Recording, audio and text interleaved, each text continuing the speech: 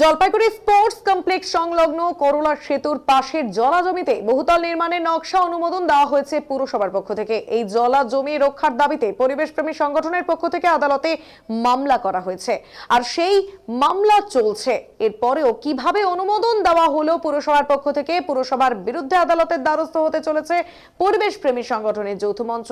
সোমবার জলপাইগুড়ি প্রেস ক্লাবের সাংবাদিক বৈঠক করে সংগঠনের তরফে জানানো হলো, শহরের বিভিন্ন জায়গায় সভা করে গণকনভেনশনের মাধ্যমে জলভূমি রক্ষার দাবিতে আন্দোলনে নামতে চলেছে পরিবেশ প্রেমীরা। পরিবেশ প্রেমী সংগঠনের তরফে উপস্থিত ছিলেন বিশ্বজিৎ দত্ত চৌধুরী, জ্যোতিপ্রসাদ রায় সহ অনেকেই।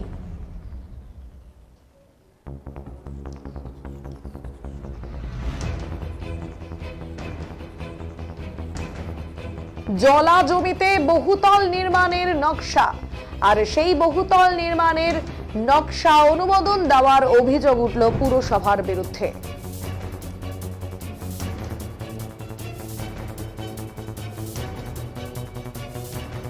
জলপাইগুড়ির স্পোর্টস কমপ্লেক্স সংলগ্ন করোলা সেতুর পাশের জলা জমিতে বহুতল নির্মাণের নকশার অনুমোদন দেওয়া হয়েছে পুরসভার পক্ষ থেকে।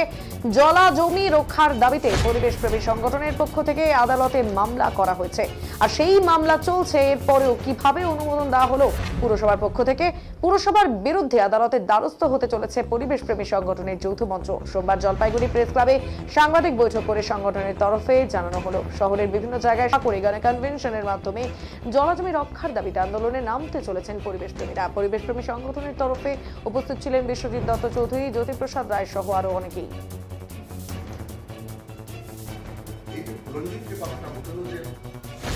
আমরা বুঝতে পেরেছি যে আমাদের এই আন্দোলনটা যদি কোর্টের লেভেলে না নিয়ে যেতে পারি তাহলে সুরাহা আমরা পাবো না। তাই জন্য আমরা মোটামুটি প্রস্তুতি নিয়ে নিয়েছি।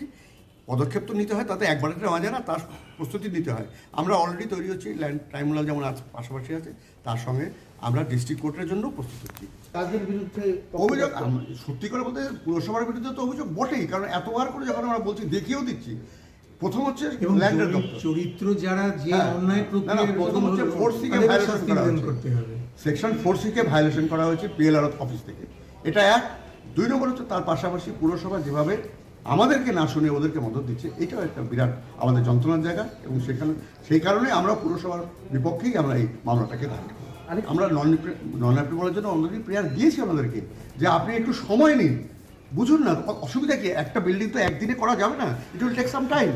তো আরেকটু দেখে নিন না আপনি। আমরা যে কথাগুলো বলছি ভুলভাল, আপনি একটা আজকে যে কোনো বাড়ির প্ল্যান করতে গেলে যে সার্ভেটা হয় সেটা তো করা হয়নি ওখানটায়। যে তুমি খতিয়ানের যে প্লটগুলো দেখিয়েছো, সেই প্লটগুলো ওই প্লটগুলো আমি তো এনুমারেট করে দিচ্ছি। 259 নম্বর খতিয়ানও কিনেছে, 259 খতিয়ানে সেই প্লটই নেই।